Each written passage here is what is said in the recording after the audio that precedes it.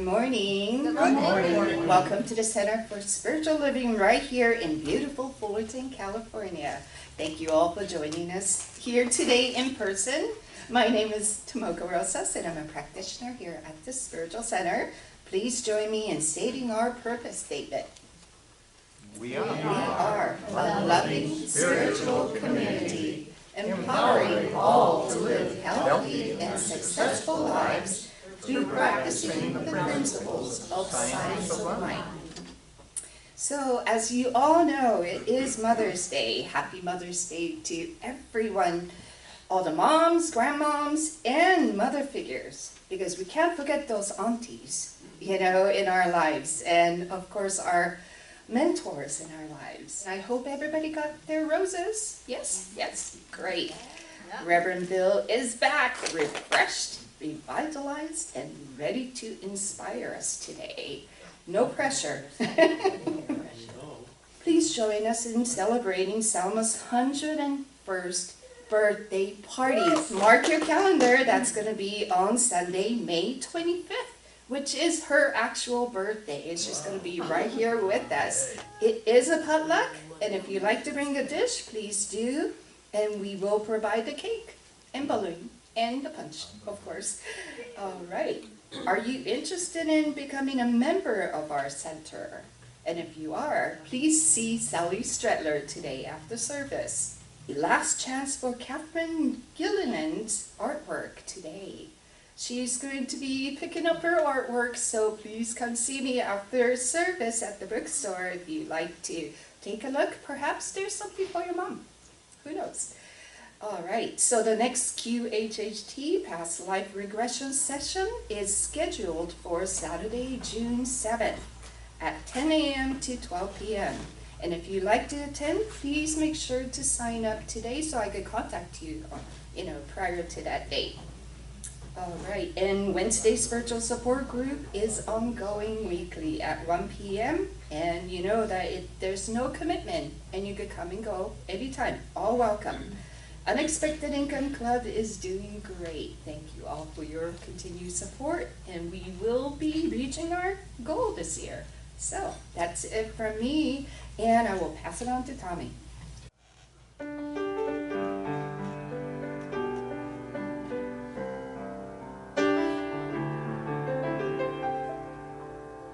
I need to be still and let God love me. I need to be still and let God love me. When this old world starts to push and shove me, I need to be still and let God love me.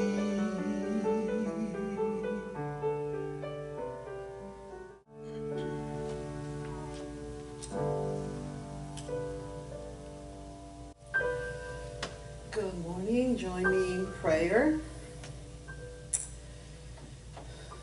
I am immersed in the invigorating, energetic presence of life that expresses itself through, in, and around me.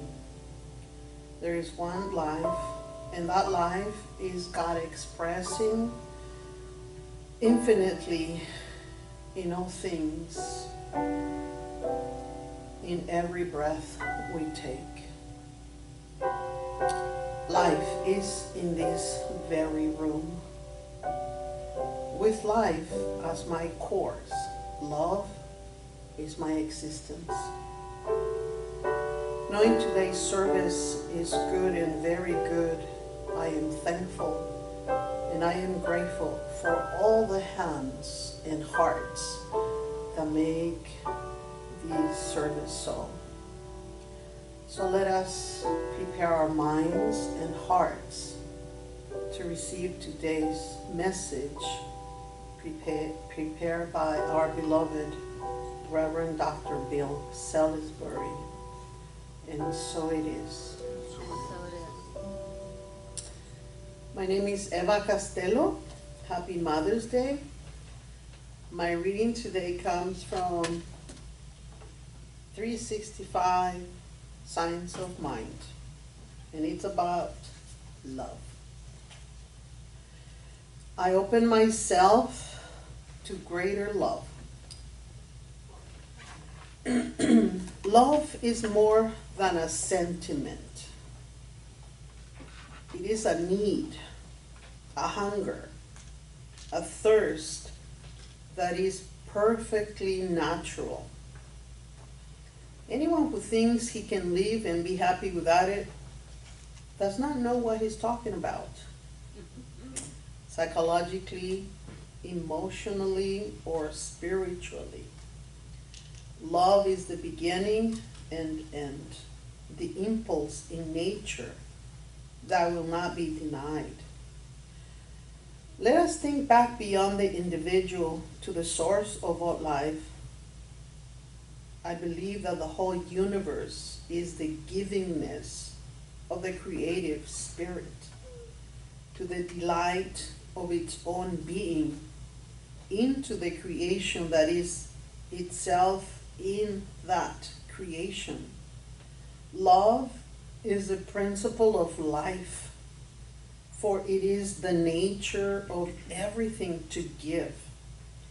Only the one who loves so much that there is no longer any room for hate will ever arrive at that place where, if there may be hate, he will never know it. We are afraid of greatness because we are so tied down to littleness. We clutch the littleness anxiously and jealously, but so precariously to our hearts. It is essential to see beyond the littleness to something bigger. None of us is as perfect in expression as we ought to be. So, the challenge to each of us is to be great enough to raise in love, in charity, through understanding and compassion. Love is the lodestone of life. I respond lovingly to all persons, recognizing that the spiritual life is the real life. I surround myself with love, the key to joyous living. And now join me in prayer.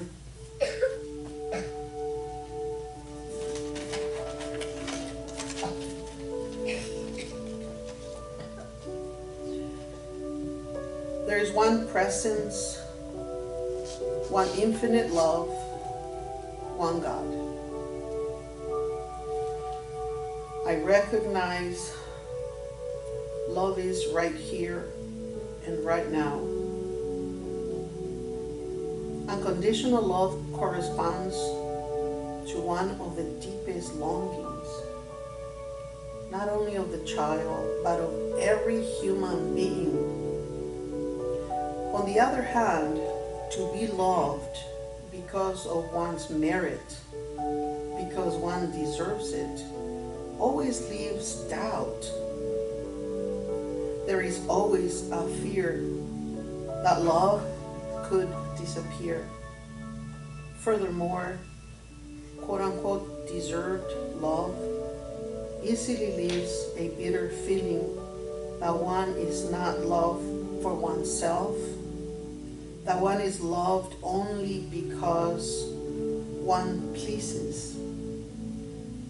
That one is, in the last analysis, not loved at all, but used. Knowing this word is wisdom, I release it into the action of the law. I let it be, and so it is.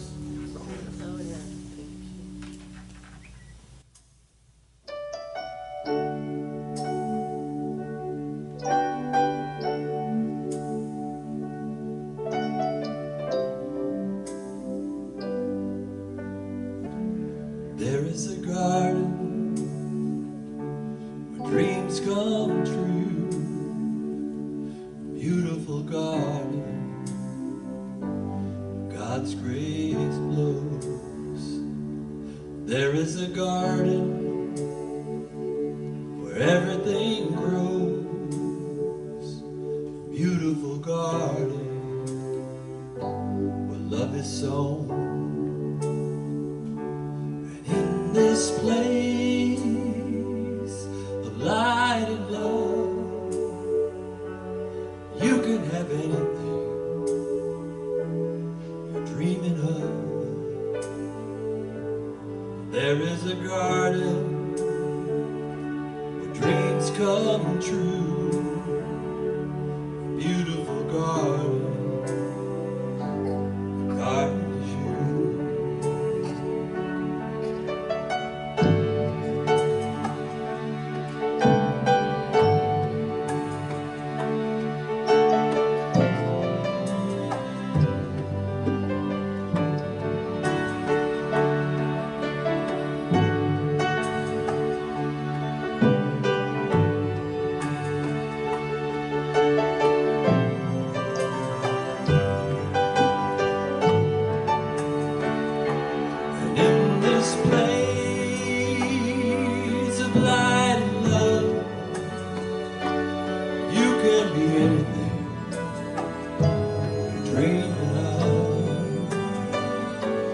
There is a garden where dreams come true.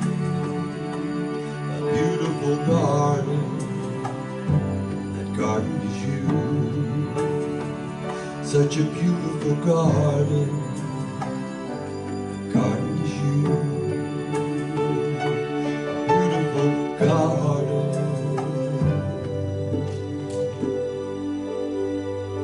that garden is you.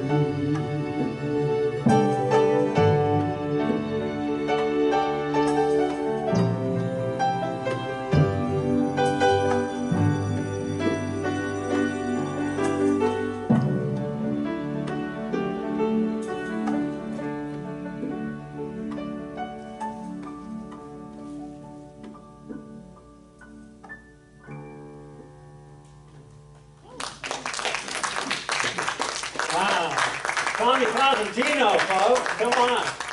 Weren't you just in that garden? Yeah. Thank you. What a nice place to be. So, good morning, all. Good morning. Good morning. It's great to be back. We're back here with a new overarching theme, living in growth. But before we start that, let's give another quick thanks to the master of growth, that divine feminine, that absolute power, that bringer, that giver of life, that allows, well, people on this planet to reproduce in kind. Mothers. Good thing we have them. I mean, come on. Where would you be without your mother? Well, you wouldn't. You just wouldn't. It's a very important part of this equation. Oh, and that divine feminine brings us that joy, that beauty, that forgiveness, that acceptance, and that unconditional love. That's where that comes from. All right. So happy Mother's Day. So I think it's important to talk about living in growth, because once we're here anyway, wouldn't it be a shame not to grow into this? Wouldn't it be just a waste of our beingness to not grow, to not advance, to not become all that we could possibly be, and do that in the spirit of that divine energy? Well, I think so. And the title of today's talk, of course, is Grow or Wilt. Well, that might be a little aggressive. But yeah, grow or wilt. How do plants wilt? Well, why do they wilt? Because they're not getting enough nutrients, they're not taking in enough water, And we're just like the plants, but it's not just the water. We get we get some of our nutrients from the water, just like every other form of life does. But what we get mostly is we get that spirituality, we get that connection, we get the awareness of our power in God, the awareness of our ability to wield that Christ consciousness for good, and to reach in anytime we're feeling like we're beginning to get a little wilty. All we've got to do is reach in and straighten up that stem, metaphorically speaking, and allow that goodness to come up through us. It's already there. All we have to do is sometimes just get out of the way and watch it work. And that kind of something like we used to say to Mom, right? Mommy, Mommy, watch me, watch me. Well, hey, God, watch this, dude. Watch me work. Watch me put that consciousness that you gifted me at the time of my inception, put it to work, making this world a great place to be. When a plant wilts, you can see it. Can't you? We know when a plant wilts. When you just look at it, for God's sake. Guess what? When we're wilting, you can see it too. Now sometimes we have that ability to not see things exactly as they are. We have this tendency to see things the way we think they should be, which is to say we think they are. But everybody else around us can see when we're wilting. Everybody in our world can see it. And some of them are just too polite to say anything.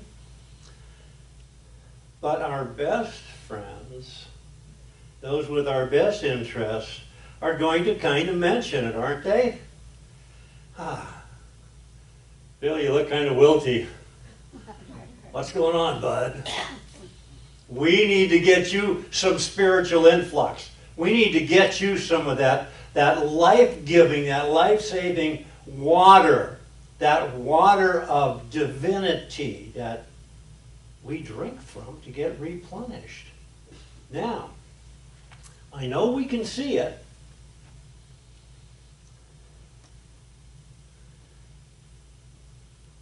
In the way we live, in the way we act, in the way we work, in the way we show up in the world.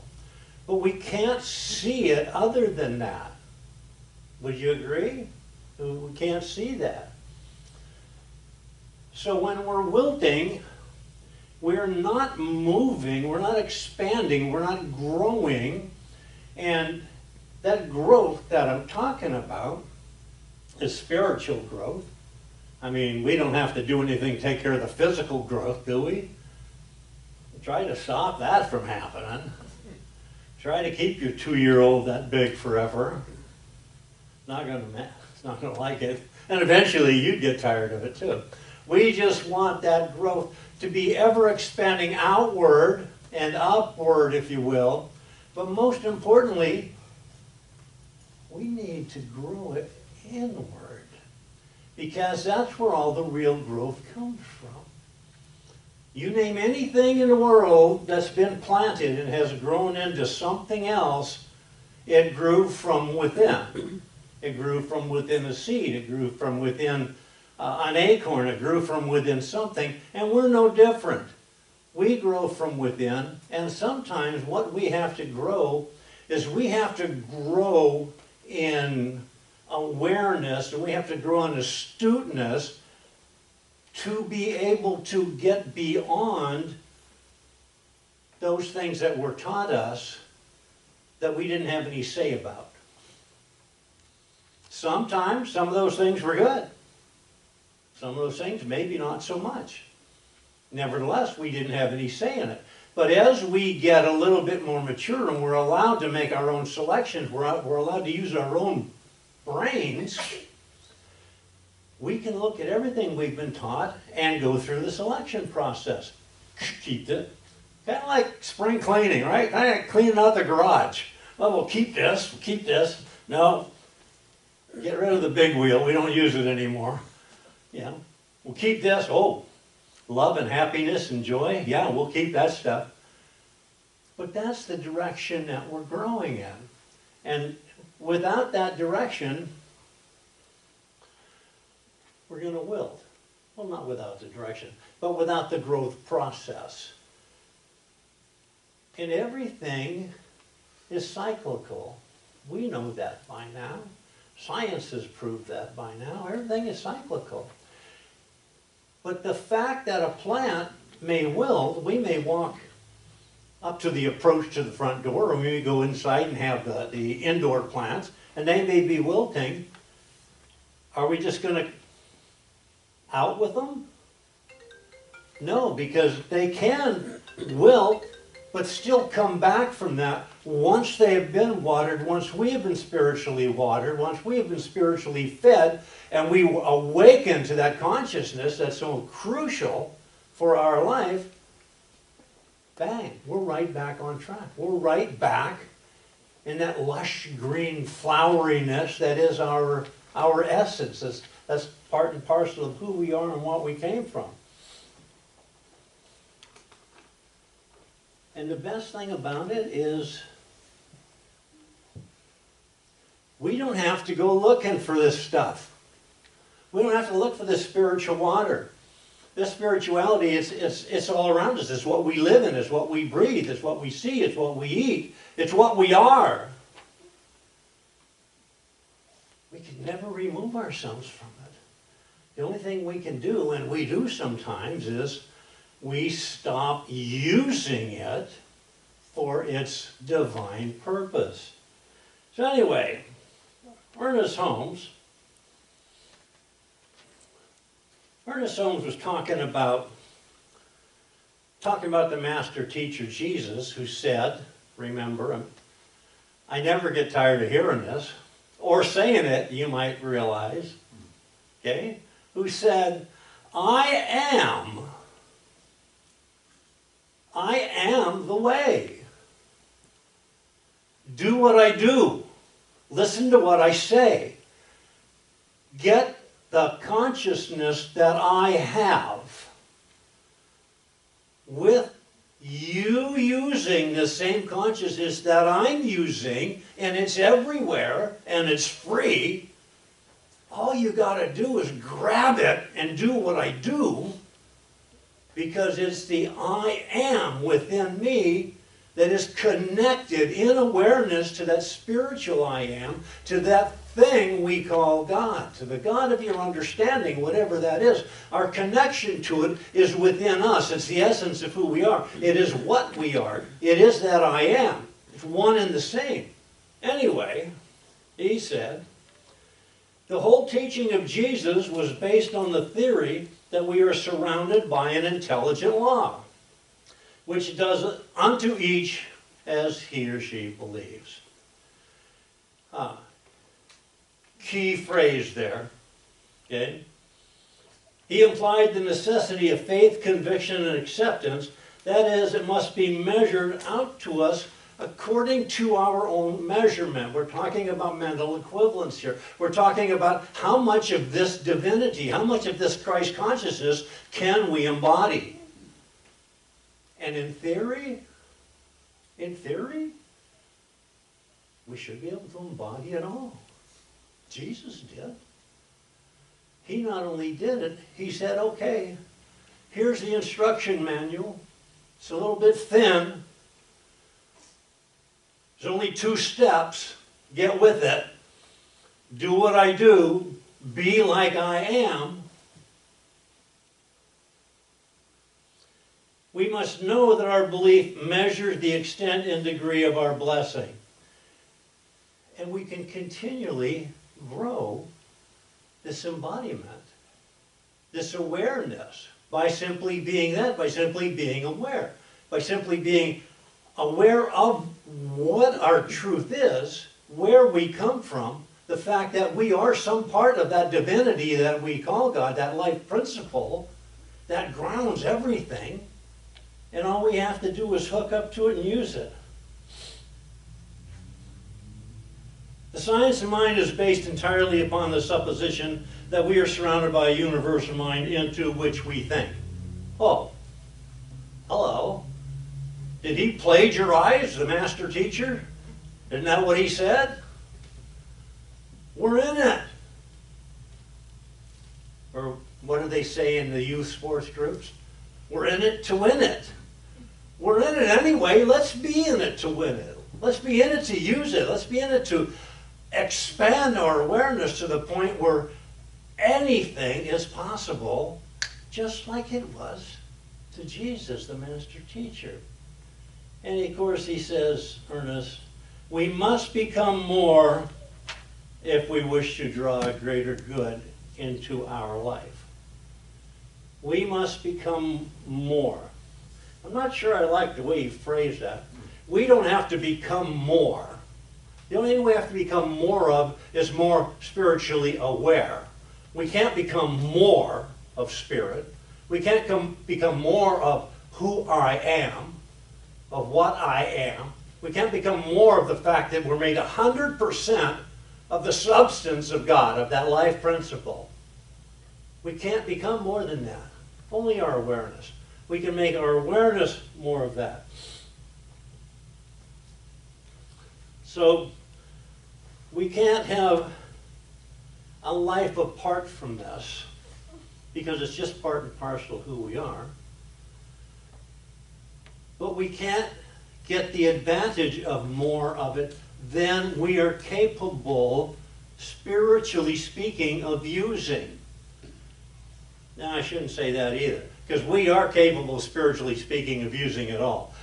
We can only use that amount that our awareness has brought into our embodiment. One more thing. I don't often go to this book because I know it's not everybody's cup of tea. But in the Course in Miracles, she says, learning is invisible, and what has been learned can be recognized only by its results. Its generalization is demonstrated as we use it in more and more situations. So, how do we know if we're watering our plant? How do we know if we're watering it and there's no danger of wilt going on? We can't see it, but we can. We can see the results of it. We can see the demonstration of it. We can see our world out picturing exactly according to our belief.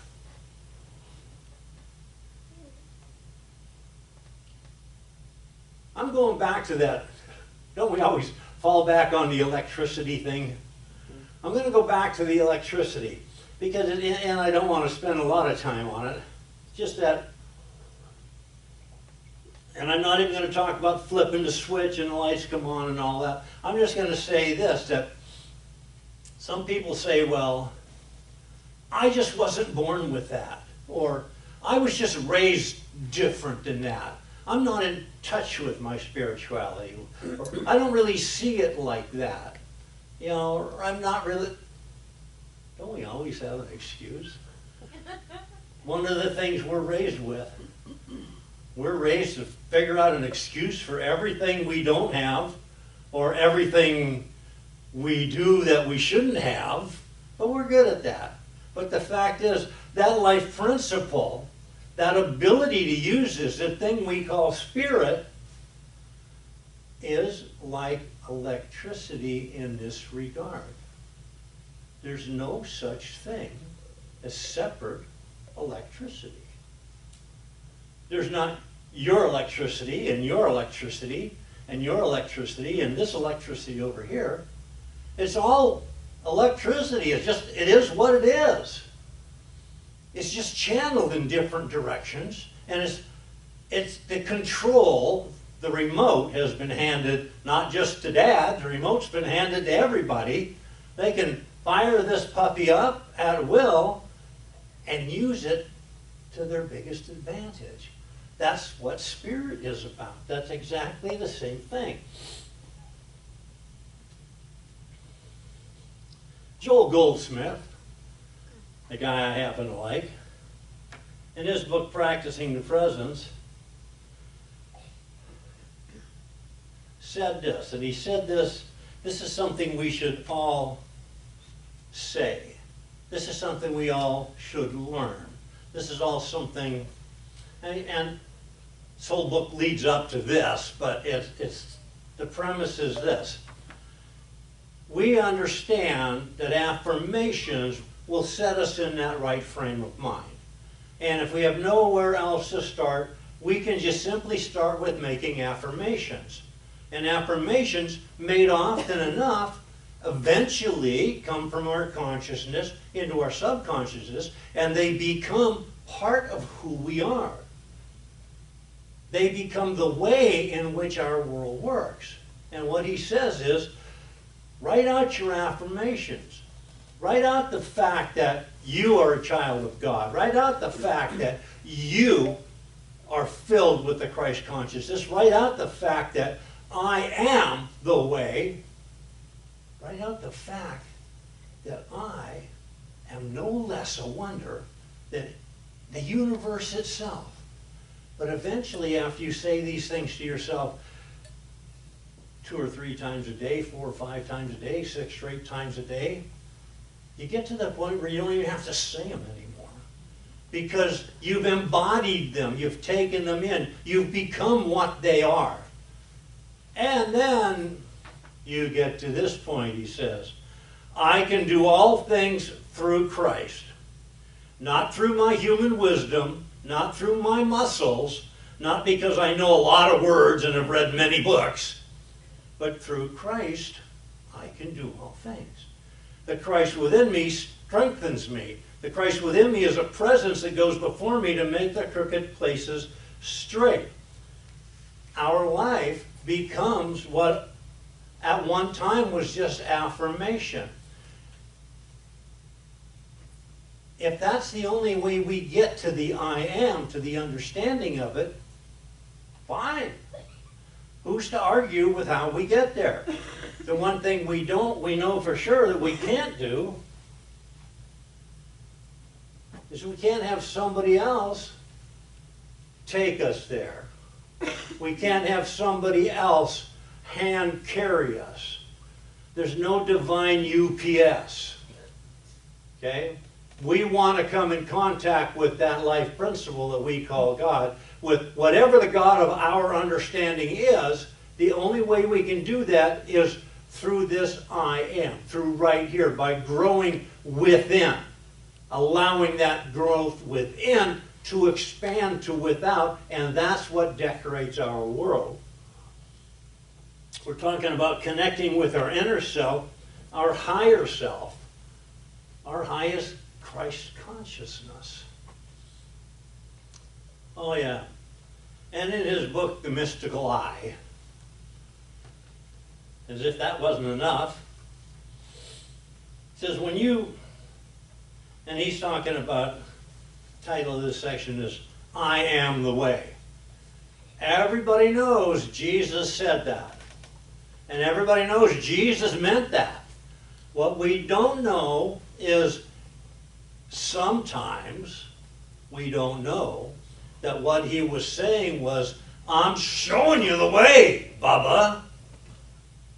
Do this. Don't just sit and talk about it and don't tell me how great I am. He says, why are you calling me great? I'm only showing you how to do this because I went to the trouble to learn. I went to the trouble of that inner growth. I went to the trouble of connecting with that consciousness that is the Christ. And I'm here to show you, gratis, how to do it. Of course, today, there's no end to the gurus who will be happy to lead us in that direction, show us how to do it for $39.99 a month, or $129.99 a month. Yet 2,000 years ago, here was the perfect example who said, hey, you don't have to charge me, I won't charge you anything. It's yours. It's yours because you are it. All you got to do is get everything else that isn't it out of the way, and what's left is you and God. No, you as God. Because there's no such thing as God and something else. Everything that ever is or ever will be is some part of that one life, of that one consciousness, of that one divinity. Oh yeah, back to Joel. He says, I am the way. He says, when you personalize these words, I am the way, when you personalize these words of Jesus and believe that they refer to a person, you are in spiritual darkness. And I would say you are wilting. Did not Jesus say, I can of mine own self do nothing? Wait a minute. If I bear witness of myself, my witness is not true. And he says, think of the degree of spiritual ignorance in which a person lives when he worships and praises someone who frankly, openly, and honestly declared, I can of my own self do nothing. You've seen what I can do, is what he said. You've seen me do it. And yet, I didn't do anything. All I did was, with a heart full of gratitude, I said to that essence of myself that is in fact that divine essence, I said, thank you for this realization of the truth. Thank you for allowing me to be aware and to know that this perfection in so-and-so is eternal. That this perfection in such and such is not to be denied. It is, it just is, and I'm aware of that, and thank you for it.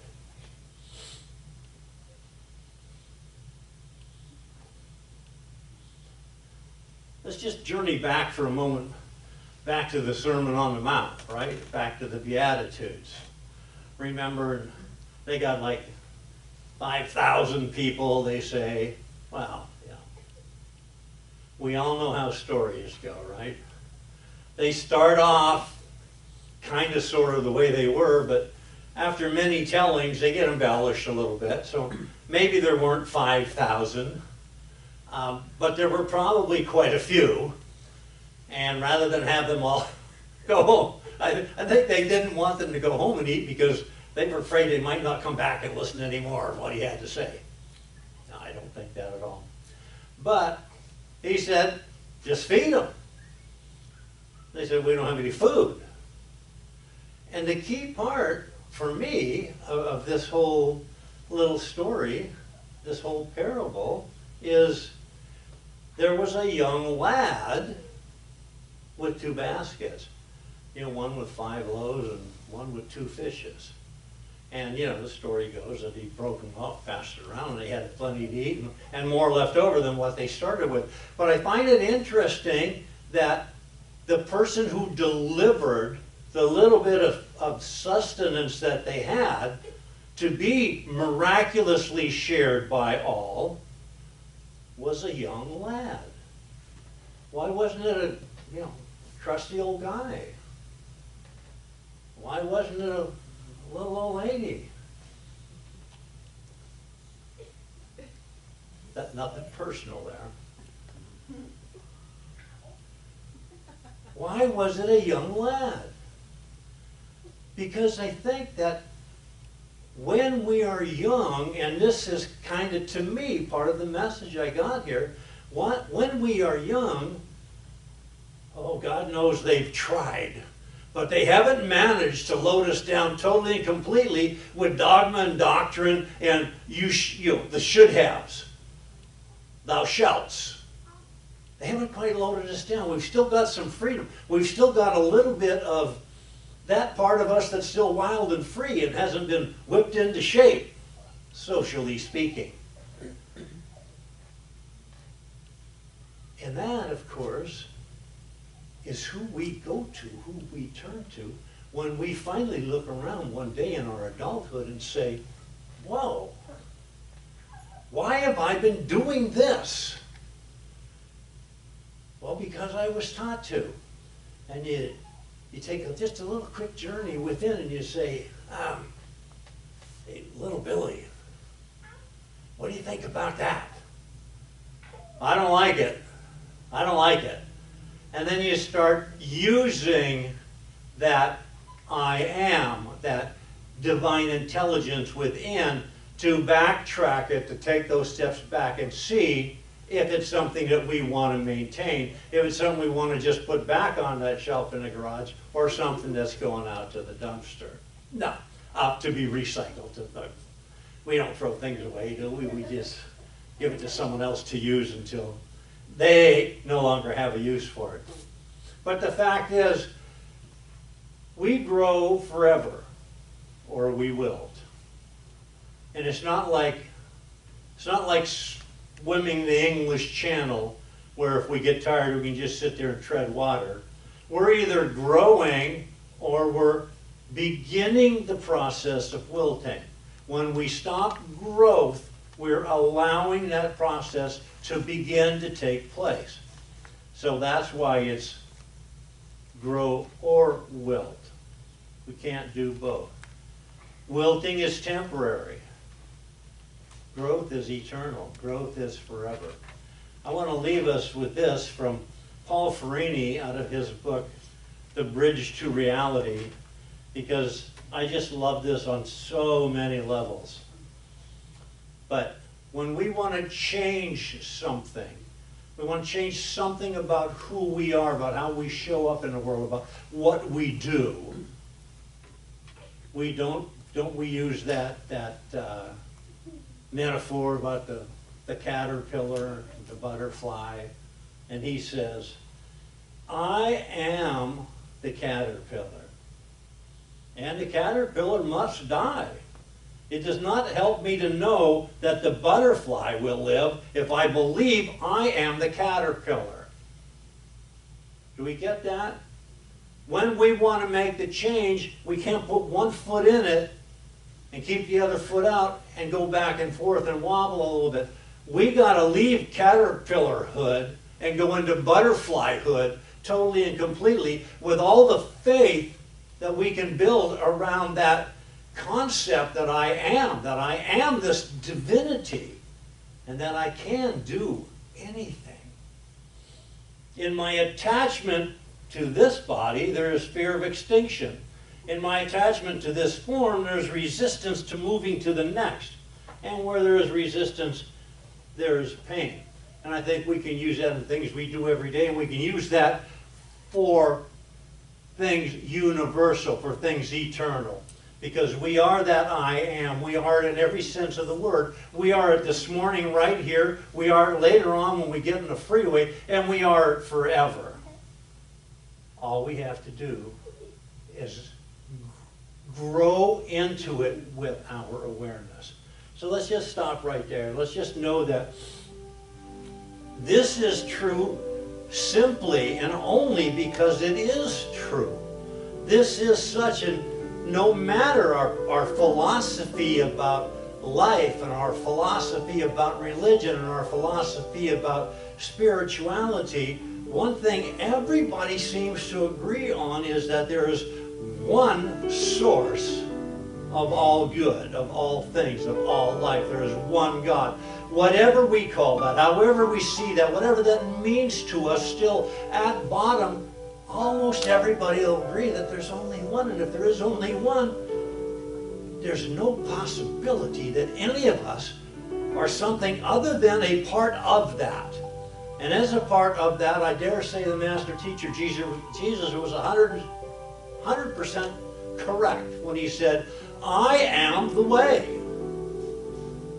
And he said that for everybody. He said that for me. He said that for you. He said that for every person ever to come into existence on this planet. I am the way. Once I understand this, once I learn how to direct that, once I know how to grow into my divinity and create from there, all things are possible. And all things are my divine birthright.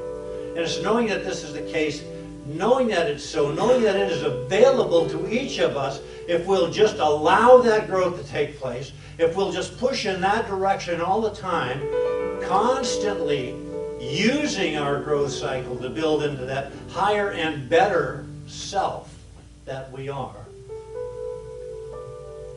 that all things come to us. And it's with a heart full of gratitude for this, I just say thank you, God. Thank you for this. And so it is. This is our opportunity to share of that divine good that is ours and comes at us from every possible direction. Thank you for your continued support. And for those who are not in the sanctuary these days, but supporting us from afar, thank you also. Now let's just know that these gifts and the givers, doing so in that divine atmosphere of abundance and prosperity and sharing and contribution, that these gifts are accepted with total and complete gratitude. And as we send them forth to do their great work in the world, we know that we do that with no strings and no conditions. And so it is.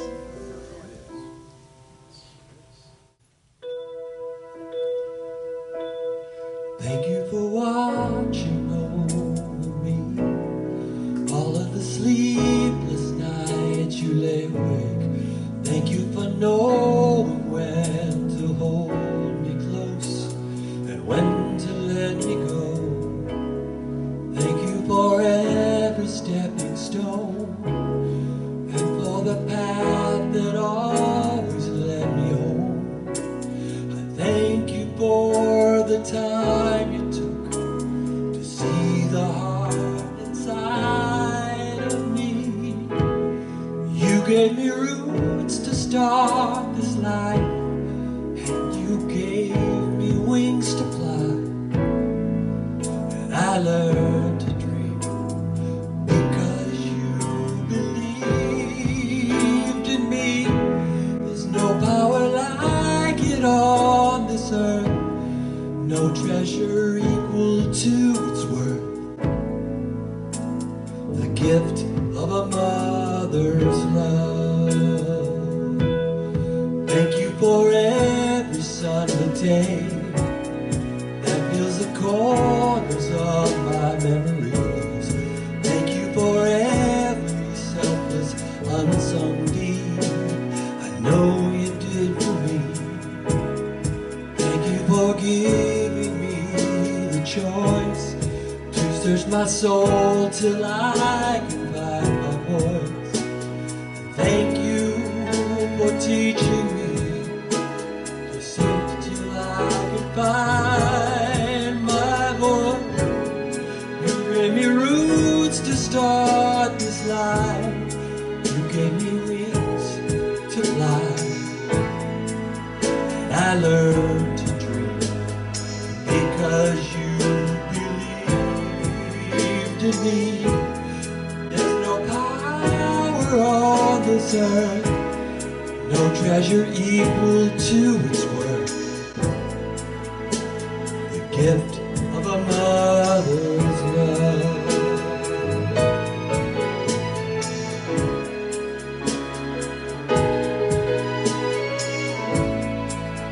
Thank God for a mother's love.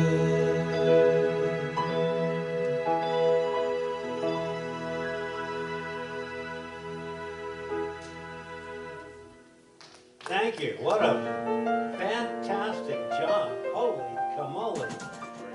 Let's just know that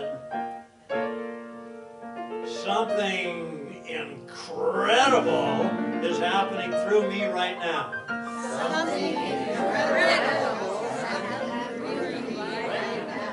I recognize it. I really like it. I'm going to use it. It is my divinity. I am the way. Thank you, God, in me.